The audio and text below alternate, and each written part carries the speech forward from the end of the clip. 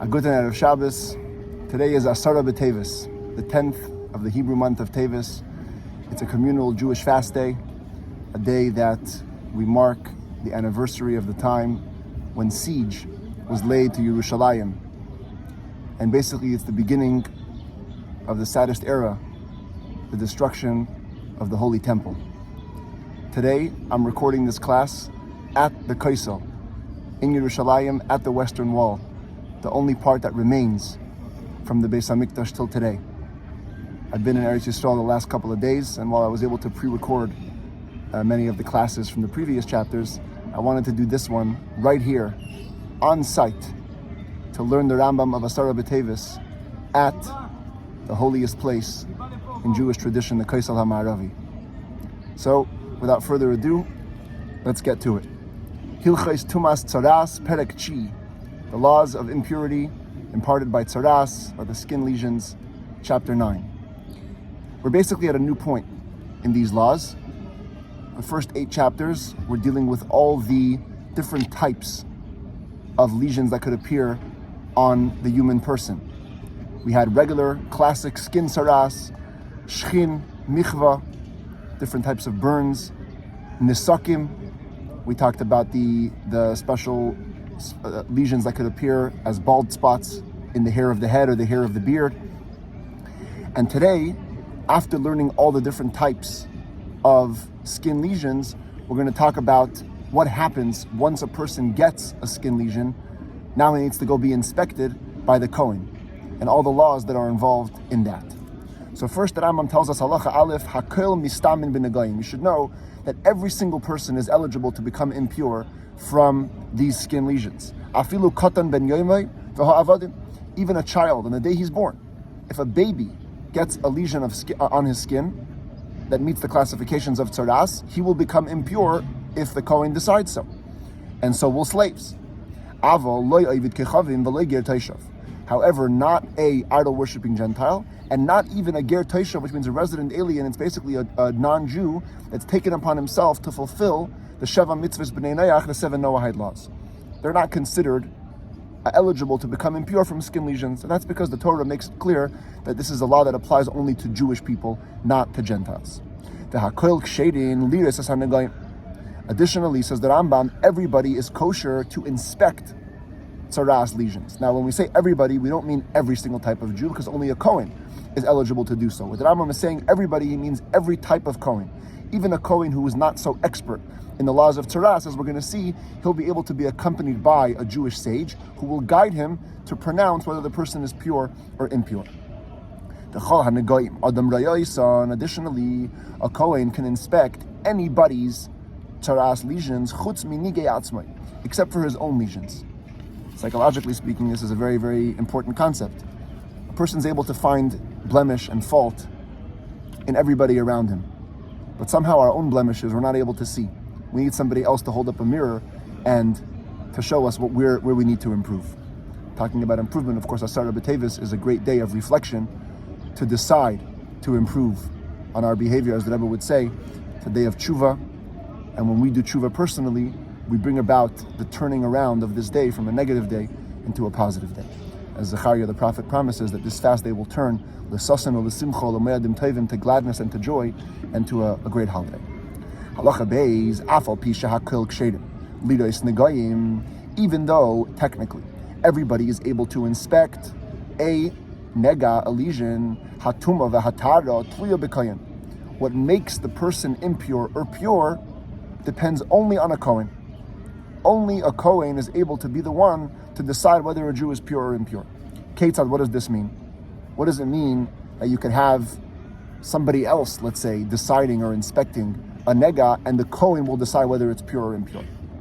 Kohen she'ena yedei aliras. Let's say a Kohen, that's what I mentioned before, who doesn't know how to inspect Tzaraas, because he doesn't know the laws properly. So a Torah sage will inspect the lesion, and he'll tell the Kohen, emir tameh, this one is impure, so say the word impure. And the Kohen will say it's impure.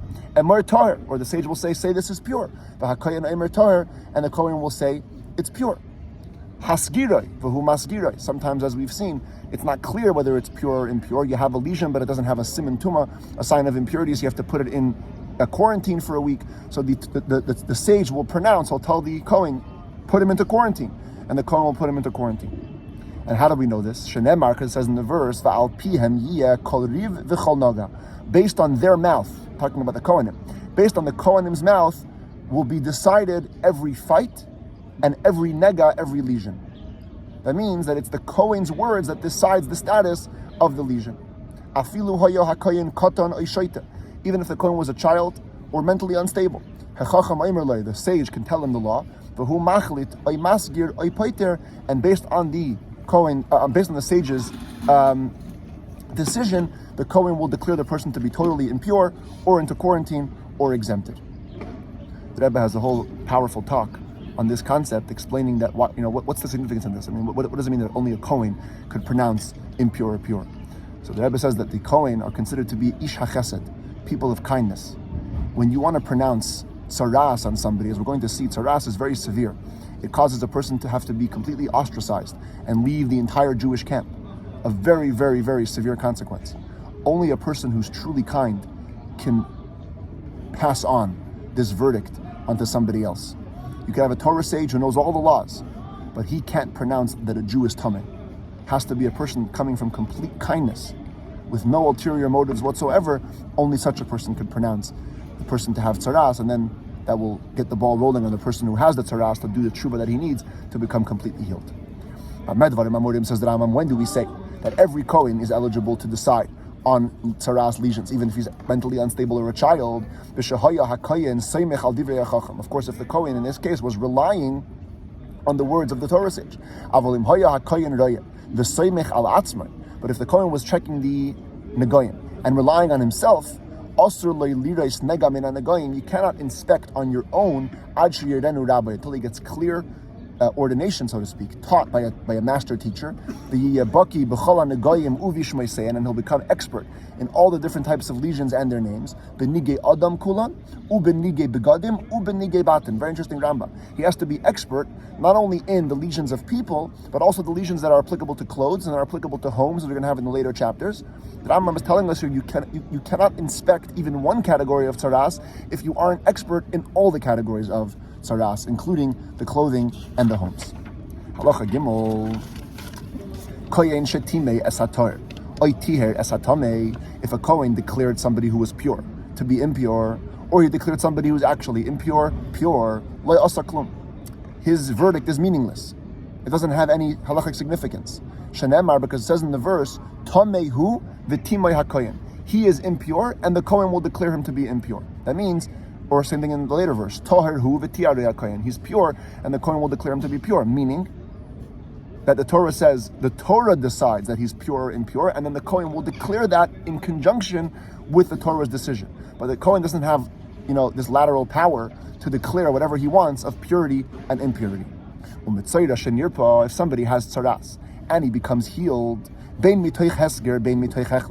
whether he had previously been only in a state of quarantine or previously in a state of totally impurity, even if it's many years, he remains impure until the Kohen says you're pure. In other words, the same way entering a state of tzaraas is completely dependent upon the Kohen, exiting the state of tzaraas is also not only just a physical manifestation of not having the lesion anymore. The Kohen has to be on site and declare you to be pure. Halacha Dalid, ein hakohen rasha l'tamei esatame. A Kohen cannot declare somebody who is impure to be impure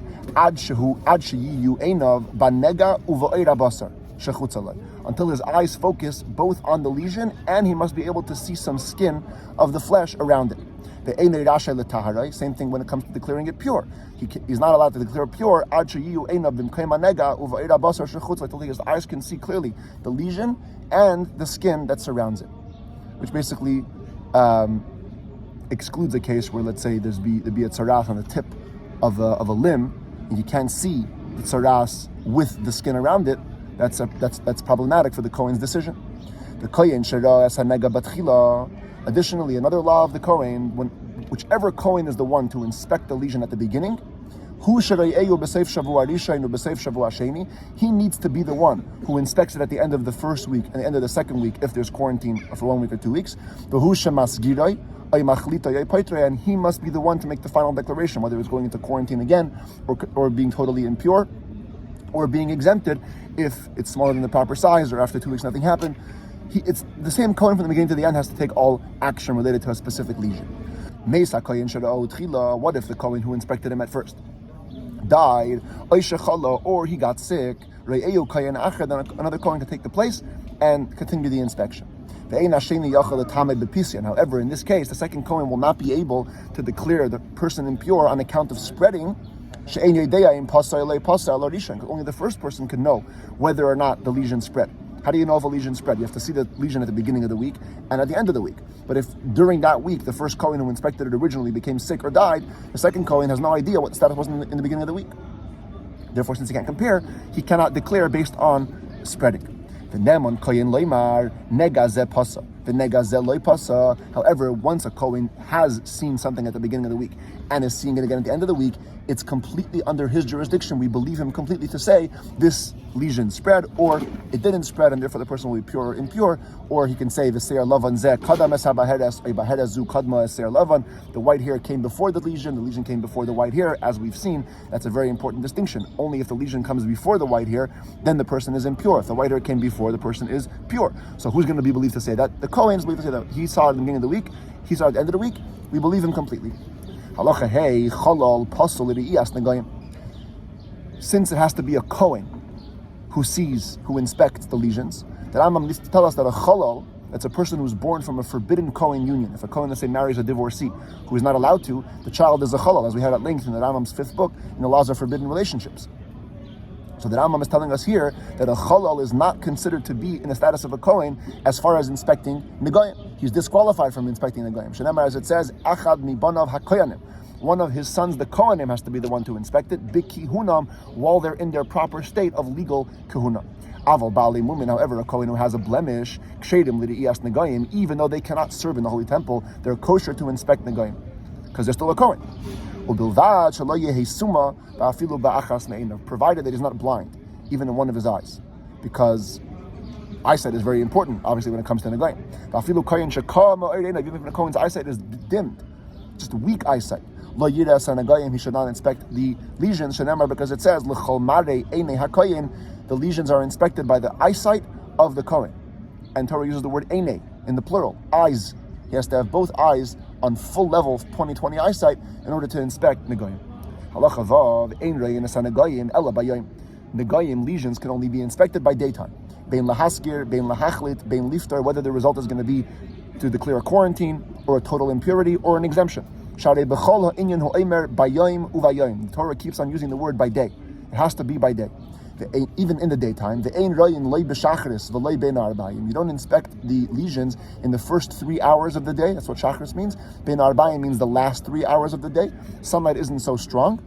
Interesting, you see behind me now, the sunlight keeps changing. So you can, sunlight makes a difference in how you see it. So you have to do it in the middle of the day, the middle 6 hours. You don't inspect negayim inside a house. It has to be outdoors. Nor on a cloudy day. On a cloudy day, things that are lighter colors will seem deeper colors. So you don't want to mix it up because it's very important to know the proper shade of white. Says that Rambam, neither do you inspect the negayim at the midpoint of the day, which the commentaries say means the 6th and the 7th hour. So really, if you think about it, you have, let's say, 12 hours of daylight, let's call it, right? So the first 3 and the last 3 are out. The middle 2 are also out. Because deep things will actually seem lighter, and again, will cause potentially improper decision. The Eimasayroyin. So if so, when are the hours that you can inspect negayim? The 4th and 5th hours of the day, and the 8th and the 9th hours of the day. And this law actually applies both to human lesions on the skin and clothing and homes. We inspect lesions on any day, except for Shabbos and holidays. But if the 7th day from when the quarantine was declared is a Shabbos, for example, the quarantine was declared on Sunday, so day 7 is Shabbos, oy b'yantif, or it falls out on a holiday, ma'avirin la'acharav. We still don't do it. We delay it to the next day. Which will cause sometimes leniencies and sometimes stringencies. Because once you're pushing off a day, right, whatever the status of the nega is on day 7 will determine the law. If something will change during that day, it could change for the worse or for the better. Because it's possible that on this day of Shabbos, which is the day that he's supposed to have been inspected, tameh, possibly the way the lesions are looking now, he should be impure. And the next day, the signs of impurity might leave. And because you're pushing it off a day, now he'll be pure. It's also possible the opposite, that on Shabbos, the way things look are good, it's pure. But the next day, because you're waiting a day, now maybe tomorrow is going to develop new signs of impurity, and is going to be impure. Doesn't make a difference. Whatever the consequences are, whether it's severe, meaning for the worse, or for the better, we push it off a day. We only judge the status of the lesion when the Kohen will inspect it after Shabbos. Special law. If a newly married groom, has a lesion on his skin, we wait till the end of the Sheva Brachas, the 7 days of rejoicing, to inspect the nega. Same thing if lesions develop on his clothes or in his home. We only inspect them after the days of rejoicing. If a lesion appears on a holiday, we let him be for the entirety of the holiday. Because it says, and this is a law that's stated by the house lesions, that before the Kohen inspects the house, he needs to give the command to empty the house of all the utensils in it. Because when the Kohen declares it impure, everything will become impure. Now, what does that tell us? That there's going to be a time, at least in the home lesions, where there's going to be a delay between the day that the lesion was spotted and the day it's inspected. So, if Torah is okay with such a delay, just to save a person's utensils, which are optional things, so they shouldn't become impure, so certainly Torah is okay with a delay for a mitzvah, to keep a holiday, to rejoice for a bride and groom. If you're going to inspect a lesion and you're going to become impure, it's going to cause him to be sad on a holiday or during his rejoicing time. So we'd rather push it off, learning from the fact that Torah itself pushes it off, just for the utensils, to the end of the days of rejoicing or the end of the days of the holiday. Halacha tes ein masgirin, v'loi machlitin, v'loi paitrin. We don't declare quarantine or total impurity or exemption, ela b'yom sheyirah b'y katchila, except on the days of inspection, either day 1 when you come to begin with, oy b'shvi, or on day 7 after the first quarantine, oy b'yom shleisha asar, or on day 13, v'negayim shemasgirin b'hem l'shnei shavuos, in a lesion where you quarantine for 2 weeks. Now, why is the Rambam saying day 13? If you're going for 2 weeks, shouldn't it be day 14? Says the Rambam, no. Because day 7 counts for both weeks. That day 7, which is the end of week 1 of quarantine, also serves as the beginning of week 2 in the case where it was pushed for a second week of quarantine. And therefore, the end of the second week of quarantine will be actually on day 13. So the point is, anything related to Tzaraas lesions are only declared on day 1, day 7, or day 13. This is the law with all lesions, bein nigi adam, bein nigi begadim, ubatim, whether it's human lesions, clothing lesions, home lesions, we always declare impurity or purity only on those intermediate days. Anything in between, during the week of quarantine, we don't care. And it's not a time to decide any laws related to Tzaraas. Halacha yod, ein masgirin b'soich yemei hesker, v'lei machlitin b'soich yemei hesker.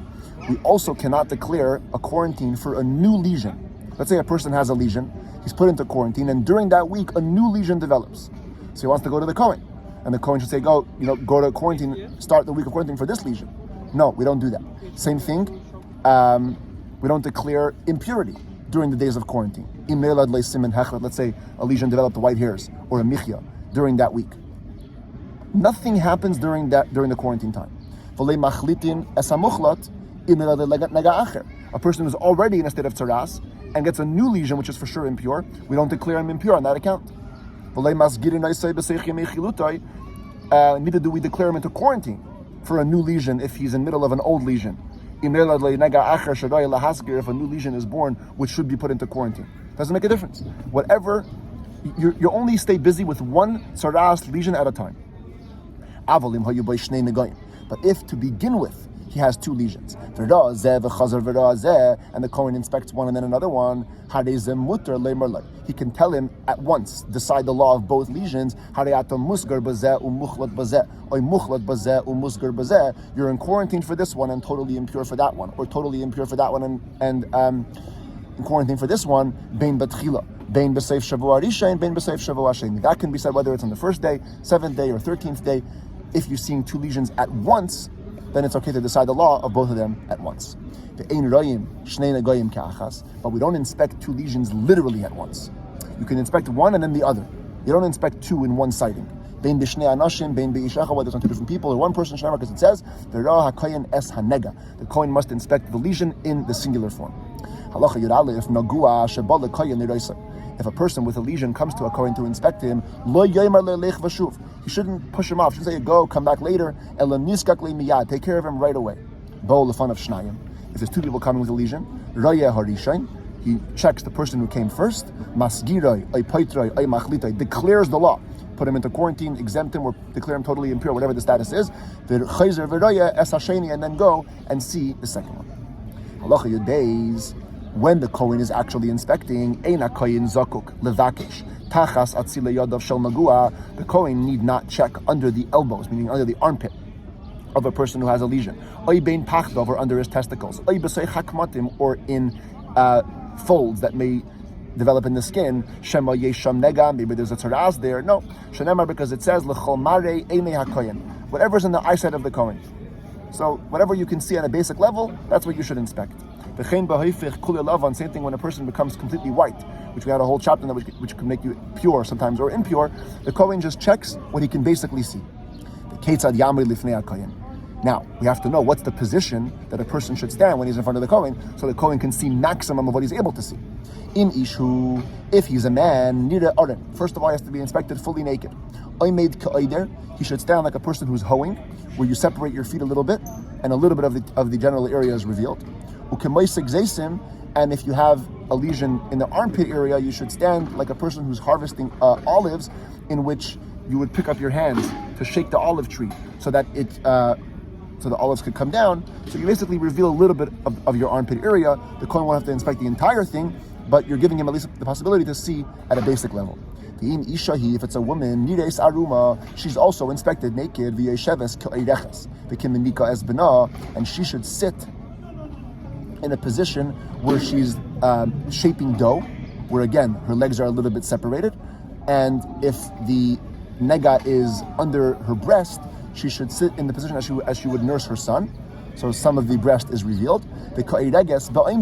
And if there's a armpit area lesion, she should stand as though she was weaving.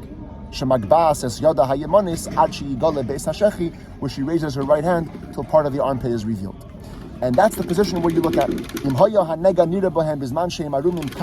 if either the man or the woman, you're able to see the nega in that position where they are right now, tell me that that's impure.